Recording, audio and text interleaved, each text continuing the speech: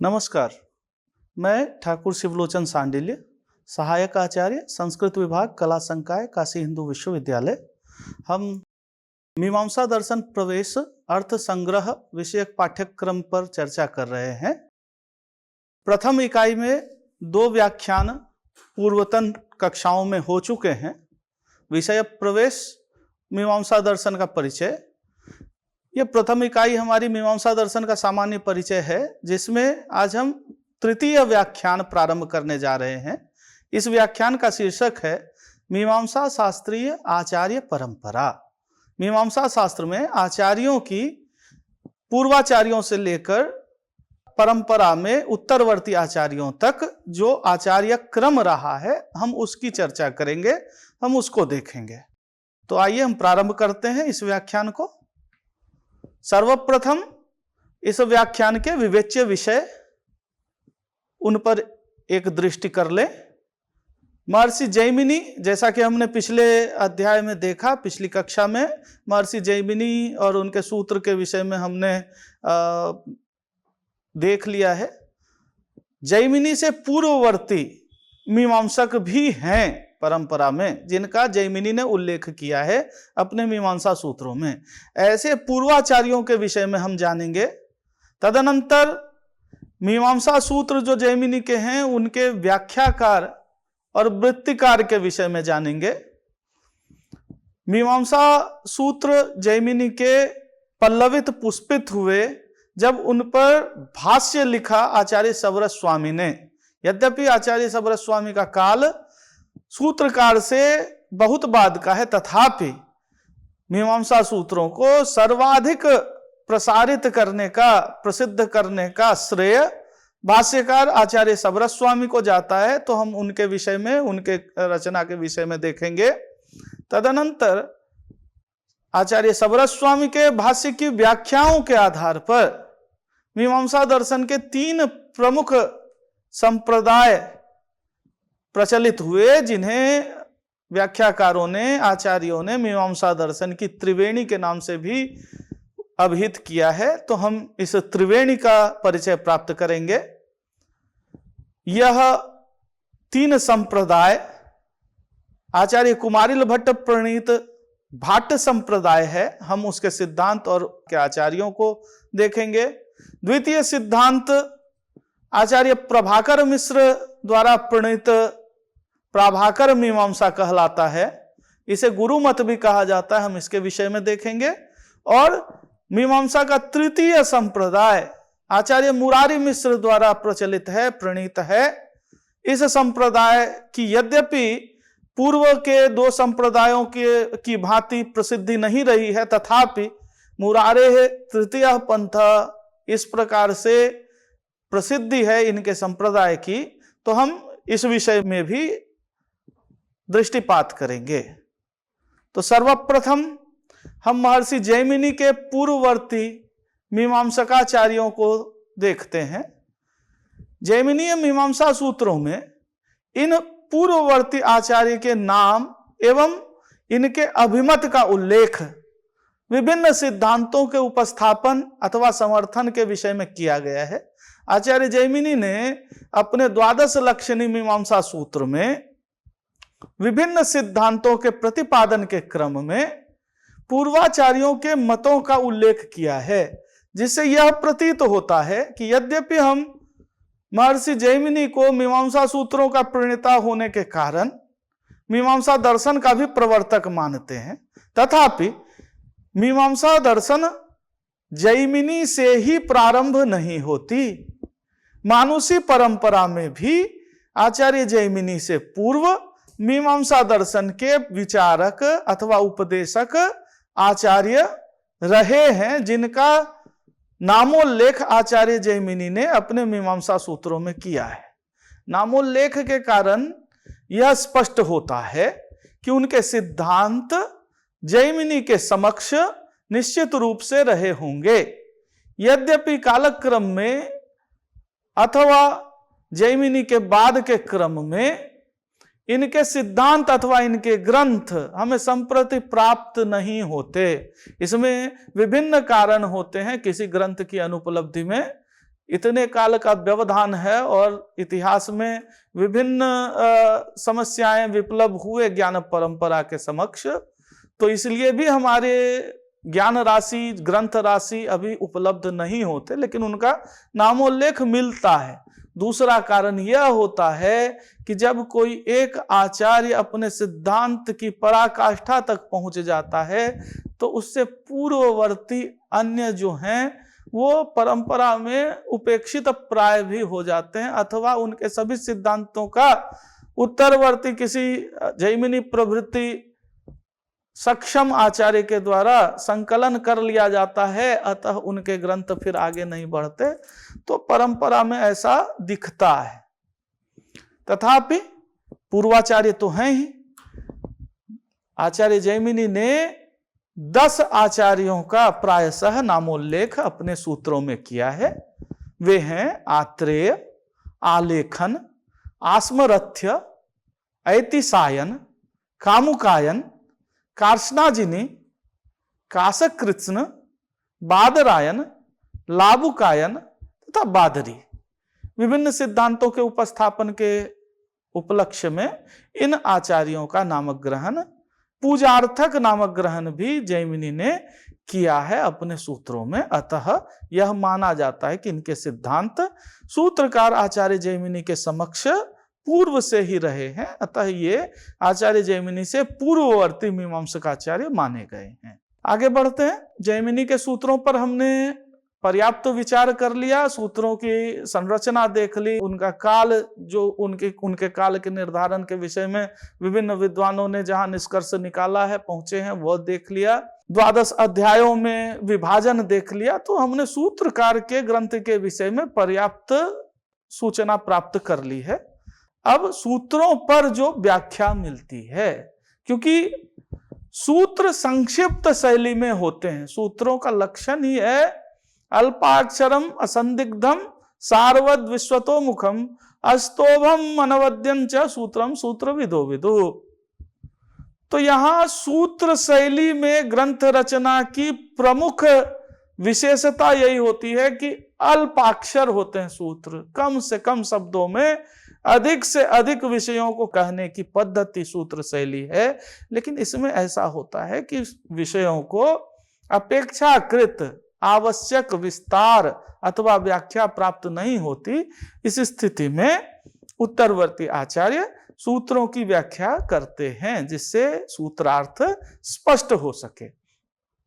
मीमांसा सूत्रों के व्याख्याकार के रूप में सर्वप्रथम हमें आचार्य बोधायन अथवा बौधायन भी कहते हैं, इनका नाम उल्लेख विभिन्न ग्रंथों में प्राप्त होता है। भाष्य आदि ग्रंथों में आचार्य बोधायन का नाम लिया गया। और यहाँ एक विशेष बात यह है कि आचार्य बोधायन का नाम केवल पूर्व मीमांसा अथवा केवल उत्तर मीमांसा अथवा केवल मध्य मीमांसा, जो 3 प्रकार की मीमांसा शैलियां हैं या मीमांसाएं हैं, संकर्ष कांड मध्य में है, पूर्व में कर्म कांड है, उत्तर में ज्ञान कांड है। ये सकृत विंशति लक्षणी मीमांसा शास्त्र कहा जाता है। मीमांसा का मतलब वेदार्थ का विचार, वेद वाक्य का विचार। तो आचार्य बौधायन ऐसे आचार्य हैं जिनका भाष्य अथवा जिनकी व्याख्या 20 अध्याय वाले सकृत मीमांसा शास्त्र पर मिलता है।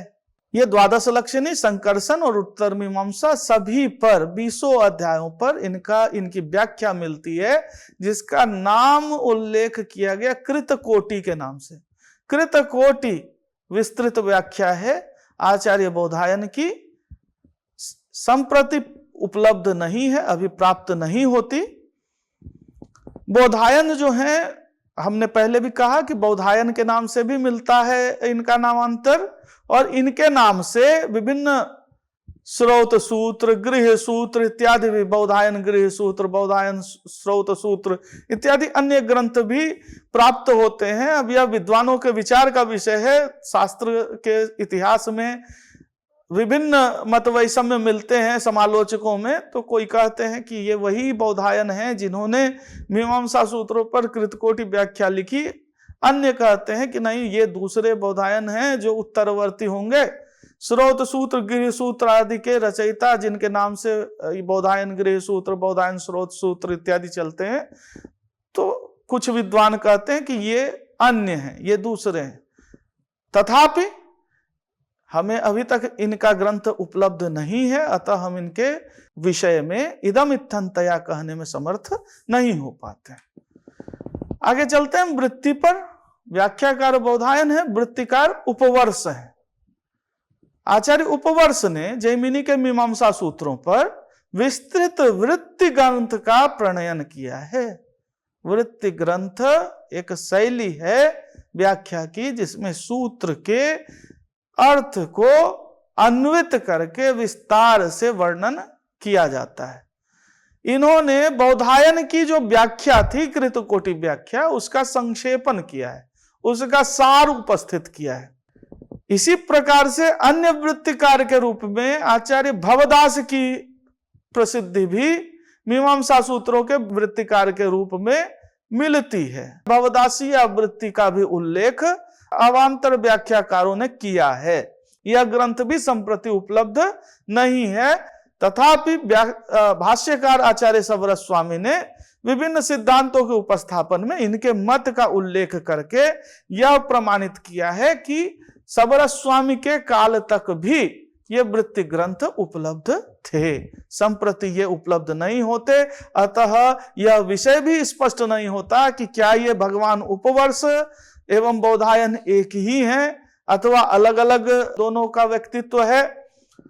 कुछ भी हो, यह तो स्पष्ट है कि उत्तर मीमांसा के भाष्य करते हुए आचार्य आदि शंकराचार्य भी भगवान उपवर्ष के नाम का उल्लेख करते हैं अपने भाष्य में, और सबरस स्वामी भी पूर्व मीमांसा के भाष्य करने में भाष्यकार भगवान उपवर्ष के रूप में नामोल्लेख कर इन्हें आदर पूर्वक इनका अभिधान करते हैं। संप्रति ये व्याख्या व वृत्ति ग्रंथ उपलब्ध नहीं है, केवल इनका नामोल्लेख ही प्राप्त होता है।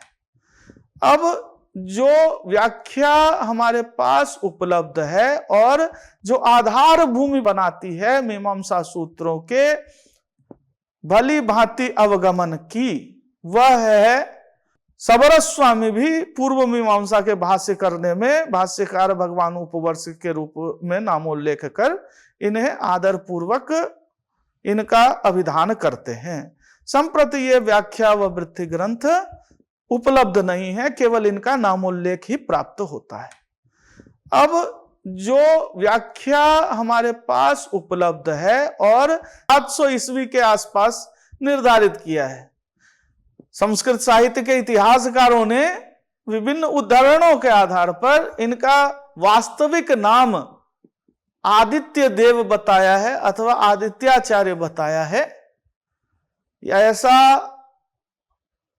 माना जाता है कि तत्कालीन बौद्ध साम्राज्य के मत से अलग वैदिक मत का उपस्थापन करने के कारण ये राज्य से दंडित थे और कहीं वन में वास करते थे। सबर अर्थात भील के वेश में ये अपना जीवन यापन प्रच्छन्न रूप से करते थे और वहीं पे शास्त्र रचना इत्यादि करते थे। इनका नाम सबरस स्वामी इस कारण से पड़ा। साबर भाष्य के आधार पर मीमांसा के गूढ़ दार्शनिक सिद्धांतों को, रहस्यों को समझने में सहायता प्राप्त होती है। पूरे 12 अध्याय पर इन्होंने विस्तार से भाष्य किया है और मीमांसा दर्शन की जो मानुषी आचार्य परंपरा पल्लवित पुष्पित हुई है, वो साबर भाष्य की व्याख्याओं के आधार पर ही सबरस स्वामी भी पूर्व मीमांसा के भाष्य करने में भाष्यकार भगवान उपवर्ष के रूप में नामोल्लेख कर इन्हें आदर पूर्वक इनका अभिधान करते हैं। संप्रति ये व्याख्या व वृत्ति ग्रंथ उपलब्ध नहीं है, केवल इनका नामोल्लेख ही प्राप्त होता है। अब जो व्याख्या हमारे पास उपलब्ध है और सबरस स्वामी भी पूर्व मीमांसा के भाष्य करने में भाष्यकार भगवान उपवर्ष के रूप में नामोल्लेख कर इन्हें आदर पूर्वक इनका अभिधान करते हैं। संप्रति ये व्याख्या व वृत्ति ग्रंथ उपलब्ध नहीं है, केवल इनका नामोल्लेख ही प्राप्त होता है। अब जो व्याख्या हमारे पास उपलब्ध है और की नींव रखी गई है, और मुरारी मीमांसा तृतीय संप्रदाय है पूर्व मीमांसा दर्शन की। इसको आचार्य डॉक्टर मंडन मिश्र इत्यादि नव्य मीमांसकों ने इन तीन संप्रदायों को मीमांसा शास्त्र की त्रिवेणी के नाम से अभिहित किया है। उन्होंने अपने ग्रंथ मीमांसा दर्शनम में लिखा कि जिस प्रकार हिमालय से, महनीय हिमालय से गंगा यमुना इत्यादि नदियां प्रवाहित होती हैं, उसी प्रकार से आचार्य सबरस स्वामी द्वारा जो भाष्य किया गया हिमालय के समान महनीय, उस भाष्य से, उस भाष्य रूपी मूल से, स्रोत से तीन महनीय नदियों का प्रवाह हुआ, जिसे मीमांसा दर्शन की त्रिवेणी का नाम दिया जा सकता है। सबरस स्वामी भी पूर्व मीमांसा के भाष्य करने में भाष्यकार भगवान उपवर्ष के रूप में नामोल्लेख कर इन्हें आदर पूर्वक इनका अभिधान करते हैं। संप्रति ये व्याख्या व वृत्ति ग्रंथ उपलब्ध नहीं है, केवल इनका नामोल्लेख ही प्राप्त होता है। अब जो व्याख्या हमारे पास उपलब्ध है और सबरस स्वामी भी पूर्व मीमांसा के भाष्य करने में भाष्यकार भगवान उपवर्ष के रूप में नामोल्लेख कर इन्हें आदर पूर्वक इनका अभिधान करते हैं। संप्रति ये व्याख्या व वृत्ति ग्रंथ उपलब्ध नहीं है, केवल इनका नामोल्लेख ही प्राप्त होता है। अब जो व्याख्या हमारे पास उपलब्ध है और सबरस स्वामी भी पूर्व मीमांसा के भाष्य करने में भाष्यकार भगवान उपवर्ष के रूप में नामोल्लेख कर इन्हें आदर पूर्वक इनका अभिधान करते हैं।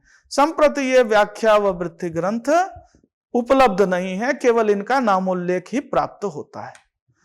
अब जो व्याख्या हमारे पास उपलब्ध है और मीमांसा दर्शन में, और इन्होंने प्रथम अध्याय के प्रथम पाद को ही तर्क पाद नाम दिया सावर भाष्य में, और इसमें तार्किक संरचना का निर्माण किया, जो दर्शन की समकालीन तत्कालीन संरचना खंडन मंडन परक तर्क परक संरचना के समकक्ष आती थी। तो इस प्रकार से एक नई परिपाटी का प्रारंभ मीमांसा दर्शन में होता है, जहां प्रमाण प्रमेय आदि की प्रभुत चर्चा की गई है। इस व्याज से भाष्यकार सबरस स्वामी के काल को यह कहा जाता है कि वहां से मीमांसा दर्शन के स्वर्ण युग का प्रारंभ हुआ, और सावर भाष्य की व्याख्याओं के आधार पर मीमांसा दर्शन के ये तीन संप्रदाय भाट्ट मीमांसा, प्राभाकर मीमांसा और मुरारी मीमांसा प्रचलित हुए। यद्यपि कुछ अन्य संप्रदायों का भी नामोल्लेख मिलता है, जैसे चतुर्थ संप्रदाय के रूप में आचार्य भर्तृमित्र का संप्रदाय भी कुछ लोग मानते हैं, लेकिन ये ग्रंथ अथवा इनकी आचार्य परंपरा आगे चली नहीं, संप्रति प्राप्त नहीं है, इनके ग्रंथ नहीं मिलते, इसीलिए मीमांसा दर्शन के तीन प्रचलित संप्रदाय ही प्रसिद्ध हैं। सर्व प्रसिद्ध संप्रदाय है आचार्य कुमारिल भट्ट के व्याख्याओं से और उनके बाद की शिष्य प्रशिष्य परंपरा से जो संप्रदाय मीमांसा का स्थापित हुआ, इसको भट्ट के संप्रदाय के आधार पे भाट्ट मीमांसा, भाट्ट संप्रदाय यह नाम प्राप्त हुआ है। आचार्य कुमारिल भट्ट का अपर नाम, दूसरा नाम तुतातीत भी माना गया है। तुतातीत के नाम से भी कुमारिल भट्ट को प्रसिद्धि प्राप्त हुई है, अन्य अन्य ग्रंथों में ऐसा नामोल्लेख मिलता है। अतः आचार्य कुमारिल भट्ट तुतातीत हैं, उनका संप्रदाय तौतातीत संप्रदाय के नाम से भी प्रसिद्ध हुआ है, इस नाम से भी जाना जाता है। इनके अनुयायियों को तौतातीताह, तौताह यह नाम भी प्राप्त है। भाट्ट संप्रदाय के प्रवर्तक जैसा कि हम जानते हैं आचार्य कुमारिल भट्ट हैं। मीमांसा शास्त्र की परंपरा में इन्हें वार्तिक कार्य के नाम से प्रसिद्धि प्राप्त है। मीमांसा के वार्तिकों की रचना इन्होंने की है, अतः इन्हें वार्तिक कार्य के नाम से जाना जाता है। इनका काल 620 ईस्वी से 700 ईस्वी के मध्य का माना जाता है। प्रयागराज के आसपास कुछ लोग मानते हैं, कुछ लोग इन्हें मध्य प्रदेश का मानते हैं, कुछ मिथिला क्षेत्र का मानते हैं, कुछ दाक्षिणात्य भी मानते हैं। हमारे यहाँ परंपरा में इदम इत्थंतया देश काल का निर्धारण करना अशक्य है, इसलिए क्योंकि आचार्यों ने स्वयं अपनी परंपरा का बहुत प्रचार किया नहीं, अपने वंश का बहुत प्रचार किया नहीं। उन्होंने अपना पूरा ध्यान अपनी विद्या के प्रचार पर ही रखा है। सबरस स्वामी भी पूर्व मीमांसा के भाष्य करने में भाष्यकार भगवान उपवर्ष के रूप में नामोल्लेख कर इन्हें आदर पूर्वक इनका अभिधान करते हैं। संप्रति ये व्याख्या व वृत्ति ग्रंथ उपलब्ध नहीं है, केवल इनका नामोल्लेख ही प्राप्त होता है। अब जो व्याख्या हमारे पास उपलब्ध है और सबरस स्वामी भी पूर्व मीमांसा के भाष्य करने में भाष्यकार भगवान उपवर्ष के रूप में नामोल्लेख कर इन्हें आदर पूर्वक इनका अभिधान करते हैं। संप्रति ये व्याख्या व वृत्ति ग्रंथ उपलब्ध नहीं है, केवल इनका नामोल्लेख ही प्राप्त होता है। अब जो व्याख्या हमारे पास उपलब्ध है और जो आधार भूमि बनाती है मीमांसा सूत्रों के भली भांति अवगमन की, वह है आचार्य सबरस स्वामी का भाष्य। मीमांसा सूत्र पर यह भाष्य साबर भाष्य के नाम से जाना जाता है। आचार्य सबरस स्वामी ने जैमिनीय मीमांसा सूत्रों के भाष्य का प्रणयन किया।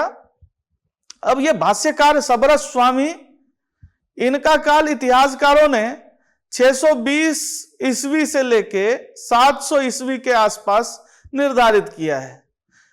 संस्कृत साहित्य के इतिहासकारों ने विभिन्न उदाहरणों के आधार पर इनका वास्तविक नाम आदित्य देव बताया है अथवा आदित्याचार्य बताया है।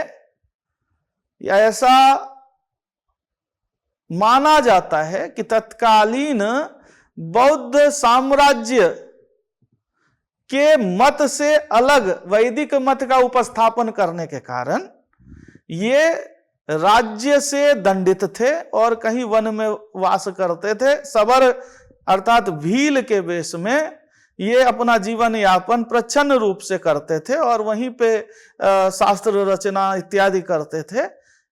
इनका नाम सबरस स्वामी इस कारण से पड़ा। साबर भाष्य के आधार पर मीमांसा के गूढ़ दार्शनिक सिद्धांतों को, रहस्यों को समझने में सहायता प्राप्त होती है। पूरे 12 अध्याय पर इन्होंने विस्तार से भाष्य किया है और मीमांसा दर्शन की जो मानुषी आचार्य परंपरा पल्लवित पुष्पित हुई है, वो साबर भाष्य की व्याख्याओं के आधार पर ही ये संप्रदाय निकले हैं। तीनों संप्रदायों के प्रणेता जो आचार्य हैं, उन्होंने आचार्य सबरस स्वामी की व्याख्या को ही आधार बनाकर अपने सिद्धांतों का प्रणयन किया है। तो हम ऐसा कह सकते हैं कि मीमांसा के त्रिवेणी रूपी 3 संप्रदायों के पल्लवन में सबरस स्वामी का साबर भाष्य ही अवलंब रूप शास्त्र है। तो 3 संप्रदाय प्रचलित हुए साबर भाष्य के व्याख्या के आधार पर। पहला संप्रदाय आचार्य कुमारिल भट्ट द्वारा प्रतिपादित प्रणीत संप्रदाय है, जिसको भाट्ट मीमांसा कहते हैं। प्रभाकर आचार्य द्वारा प्राभाकर मीमांसा की नींव रखी गई है और मुरारी मीमांसा तृतीय संप्रदाय है पूर्व मीमांसा दर्शन की।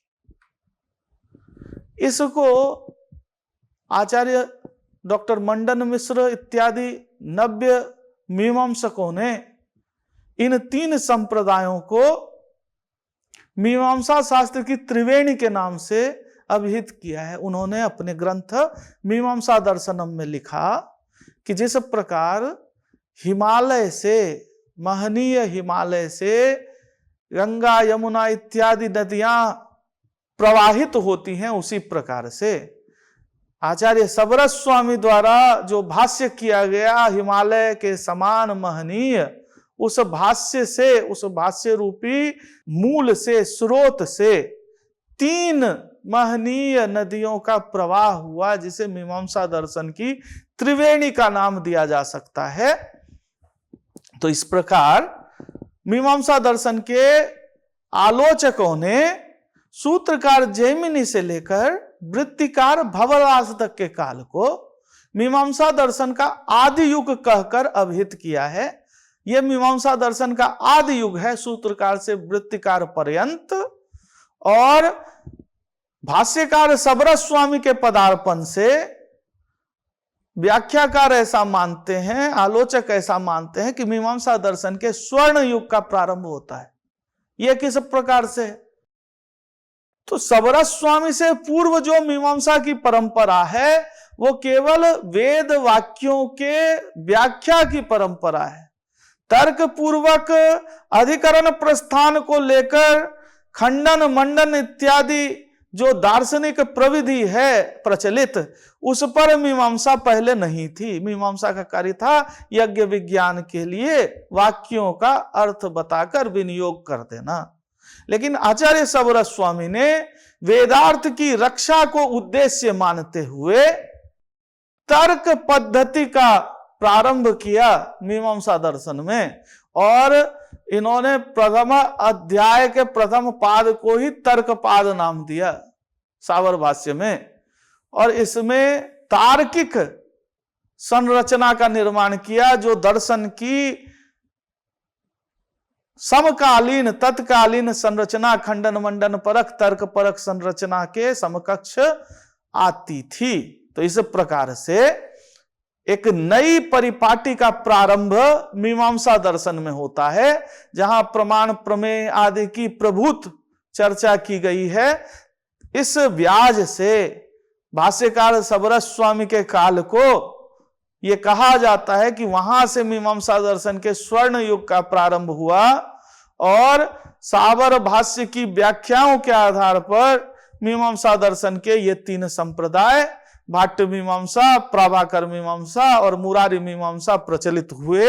यद्यपि कुछ अन्य संप्रदायों का भी नामोल्लेख मिलता है, जैसे चतुर्थ संप्रदाय के रूप में आचार्य भर्तृमित्र का संप्रदाय भी कुछ लोग मानते हैं। लेकिन ये ग्रंथ अथवा इनकी आचार्य परंपरा आगे चली नहीं, संप्रति प्राप्त नहीं है, इनके ग्रंथ नहीं मिलते, इसीलिए मीमांसा दर्शन के 3 प्रचलित संप्रदाय ही प्रसिद्ध हैं।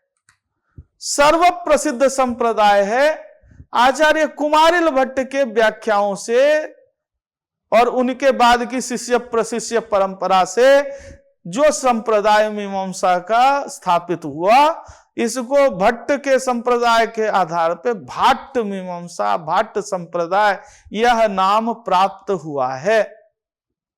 आचार्य कुमारिल भट्ट का अपर नाम, दूसरा नाम तुतातित भी माना गया है। तुतातित के नाम से भी कुमारिल भट्ट को प्रसिद्धि प्राप्त हुई है, अन्य अन्य ग्रंथों में ऐसा नामोल्लेख मिलता है। अतः आचार्य कुमारिल भट्ट तुतातित हैं, उनका संप्रदाय तौतातित संप्रदाय के नाम से भी प्रसिद्ध हुआ है, इस नाम से भी जाना जाता है। इनके अनुयायियों को तौतातिताह, तौताह यह नाम भी प्राप्त है। भाट्ट संप्रदाय के प्रवर्तक जैसा कि हम जानते हैं आचार्य कुमारिल भट्ट हैं। मीमांसा शास्त्र की परंपरा में इन्हें वार्तिककार के नाम से प्रसिद्धि प्राप्त है। मीमांसा के वार्तिकों की रचना इन्होंने की है, अतः इन्हें वार्तिककार के नाम से जाना जाता है। इनका काल 620 ईस्वी से 700 ईस्वी के मध्य का माना जाता है। प्रयागराज के आसपास कुछ लोग मानते हैं, कुछ लोग इन्हें मध्य प्रदेश का मानते हैं, कुछ मिथिला क्षेत्र का मानते हैं, कुछ दाक्षिणात्य भी मानते हैं। हमारे यहाँ परंपरा में इदम इत्थंतया देश काल का निर्धारण करना अशक्य है, इसलिए क्योंकि आचार्यों ने स्वयं अपनी परंपरा का बहुत प्रचार किया नहीं, अपने वंश का बहुत प्रचार किया नहीं। उन्होंने अपना पूरा ध्यान अपनी विद्या के प्रचार पर ही रखा है। तो इनके देश काल के विषय में वैमत्य सभी आचार्यों के समान इनके विषय में भी है। तथापि यह माना जाता है कि ये वेद विद्या के प्रकांड आचार्य थे। इसके साथ ही इनके समय में जो बौद्ध दर्शन का उत्कर्ष था, तो इन्होंने वैदिक विषयों का युक्ति युक्त उपस्थापन करने के लिए सर्वप्रथम बौद्ध दर्शन की शिक्षा बौद्ध रूप में दीक्षित होकर बौद्ध विहार नालंदा से प्राप्त की, ऐसा माना जाता है। ऐसी किंवदंतियां मिलती हैं कि ये इन्होंने दीक्षित होकर बौद्ध धर्म में और विधिवत बौद्ध दर्शन का ज्ञान प्राप्त किया, बौद्ध संप्रदाय का ज्ञान प्राप्त किया। तदनंतर अपने शास्त्र में वैदिक दर्शन के उपस्थापन के क्रम में समस्त बौद्ध सिद्धांतों को पूर्व पक्ष के रूप में युक्ति युक्त इन्होंने उपस्थापन किया है और फिर उसका खंडन किया है। बहुत ही विस्तार से इनके ग्रंथों में पूर्व पक्ष के रूप में बौद्ध सिद्धांतों का उपस्थापन किया गया है। इस कारण से यह माना जाता है कि इनको बौद्ध सिद्धांतों का भी विधिवत ज्ञान प्राप्त था और वैदिक दर्शन के तो ये निष्णात थे ही। ऐसा विभिन्न शंकर दिग्विजय आदि ग्रंथों में भी इस प्रकार का उल्लेख मिलता है। ये वार्तिककार के नाम से जाने जाते हैं। इन्होंने सर्वप्रथम एक विस्तृत व्याख्या सावर भाष्य की लिखी, जो संप्रति प्राप्त नहीं है, नामोल्लेख मिलता है बृहद टीका के नाम से। फिर उसी बृहद टीका का इन्होंने जो है वो वर्गीकरण करते हुए, अध्यायवार विभाजन करते हुए वार्तिक के रूप में उसी का निष्पादन किया। तो 3 विभागों में इनके वार्तिक प्राप्त होते हैं। प्रथम जो प्रथम अध्याय के प्रथम पाद तक है वो श्लोक वार्तिक कहलाता है। द्वितीय अध्याय से लेकर चतुर्थ अध्याय तक तंत्र वार्तिक है और फिर चतुर्थ अध्याय से 12 अध्याय तक के विभिन्न विषयों को तत्त रूप से चुन चुन कर उसका संक्षेप में अनुष्टुप रीति से व्याख्यान करने वाला ग्रंथ इनका तीसरा ग्रंथ है टुप टीका। अनुष्टुप पद्धति में होने के कारण, संक्षेप में लिखने के कारण इसको टुप टीका नाम दिया गया है। इनका संप्रदाय बड़ा ही प्रचलित हुआ। इनके शिष्य परंपरा बड़ी प्रसिद्ध हुई। इनके शिष्य परंपरा में विभिन्न आचार्य मिलते हैं। कुछ का नाम हम लेते हैं: भट्टोम्बेक, सुचरित मिश्र, वाचस्पति मिश्र, परितोष मिश्र, वेंकटेश्वर दीक्षित, भवदेव, पार्थसारथी मिश्र। ये विभिन्न इतिहासकार हैं, जिनमें पार्थसारथी मिश्र ने तो इनके श्लोक वार्तिक पे ही न्याय कणिका, न्याय रत्न टीका इत्यादि का प्रतिपादन किया है। विभिन्न ग्रंथ मानमेयोदय आदि समस्त भाट्ट मीमांसा के ही ग्रंथ हैं। तो ये एक प्रसिद्ध और समृद्ध संप्रदाय है, जिन्हें हम भाट्ट संप्रदाय के नाम से जानते हैं। दूसरा संप्रदाय आचार्य प्रभाकर मिश्र का संप्रदाय है, जिसे प्राभाकर संप्रदाय अथवा गुरु मत कहा गया है। प्रभाकर मिश्र का दूसरा नाम गुरु के रूप में भी हम लेते हैं। इसके विषय में भी कुछ किंवदंतियां हैं। कुछ लोग कहते हैं, कुछ आचार्य कहते हैं कि शालिकनाथ मिश्र, आचार्य शालिकनाथ मिश्र के गुरु हैं, अतः उन्होंने विभिन्न अपने लेखों में, अपने ग्रंथों में गुरुमत इस प्रकार से उसका उल्लेख किया है। तो ये संप्रदाय ही गुरुमत के रूप में जाना गया। एक अन्य किंवदंती है कि ये कुमारिल भट्ट के शिष्य थे, परंतु कुमारिल भट्ट को एक जगह पर जहां सैद्धांतिक विप्रतिपत्ति हो रही थी, समस्या हो रही थी, संशय, अत्र तु नोक्तम तत्रापि नोक्तम इति दुरुक्तम, ये एक प्रकरण था। वहां पे कुमारिल भट्ट नहीं समझ पा रहे थे। उस प्रकरण को इन्होंने शिष्य रूप में सुनकर और अपने गुरु को समझाया। तो कुमारिल भट्ट ने कहा कि आप तो मेरे भी गुरु तुल्य हो गए, मुझे जो विषय नहीं आ रहा था, यद्यपि आप मेरे शिष्य हैं, मुझसे अल्प वयस्क हैं, तथापि आपने इसको भली भांति मुझे समझा दिया कि यहाँ तत्र तुना उक्तम है, अत्र अपिना उक्तम है। इस प्रकार से ये दुरुक्तम 2 बार कहा गया, एक बार तू से, एक बार अपी से। तो ये कुछ किंवदंतियां मिलती हैं, छोड़ें उसको। प्रभाकर मिश्र ने जो ग्रंथ का प्रणयन किया वो 2 टीकाएं इन्होंने की है साबर भाष्य के ऊपर, लघुवी और बृहति के नाम से। इनको क्रमशः विवरण और निबंधन भी कहा जाता है। इनके संप्रदाय के प्रमुख आचार्य हैं आचार्य शालिकनाथ मिश्र, जिन्होंने प्रकरण पंचिका ग्रंथ का प्रणयन किया, जो प्रभाकर मीमांसा का सर्वप्रधान ग्रंथ माना जाता है। प्रभाकर के बाद ये नव्य प्रभाकर सिद्धांत के प्रतिपादक आचार्य माने जाते हैं। इनके अतिरिक्त आचार्य भवनाथ मिश्र, आचार्य नंदीश्वर, आचार्य वरदराज, आचार्य क्षीर सागर मिश्र, आचार्य धर्मपुरी रामानुज इत्यादि विभिन्न विद्वान प्रभाकर परंपरा में माने गए हैं। तीसरा संप्रदाय आचार्य मुरारी मिश्र का है। यद्यपि पूर्व के 2 संप्रदायों के तरह प्रसिद्धि इसे नहीं प्राप्त हुई, तथापि मुरारे तृतीय पंथा कहकर ये संप्रदाय जो है वह समादृत है। कालांतर में इनके ग्रंथ भी हमें प्राप्त नहीं हो रहे थे, परंतु अब जो है इनके 2 रचनाएं हमें प्राप्त हैं, प्रकाशित हैं, त्रिपादी नीति नयनम और एकादशा व्याधिकरणम। प्रथम जो है उसमें जैमिनी सूत्रों के प्रथम 4 पादों की व्याख्या की गई है और द्वितीय में 11वें अध्याय के कुछ अंश का निरूपण मिलता है। इस प्रकार से ये ज्ञान परंपरा, आचार्य परंपरा तीनों संप्रदायों तक चलती हुई हमारे समक्ष उपस्थित होती है। हम आज की कक्षा में यहीं तक रखते हैं। अग्रिम कक्षा में अगले विषय का उपस्थापन करेंगे। धन्यवाद।